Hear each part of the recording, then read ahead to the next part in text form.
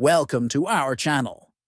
In this video, we'll guide you through the simple process of pinning a post to your profile on the Truth Social app.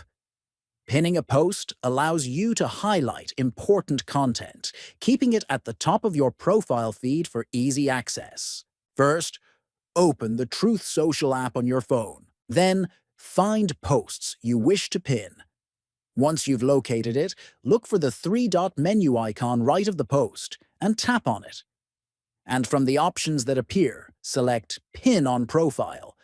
This will pin the selected post to the top of your profile feed. Finally, to unpin the post, repeat the process.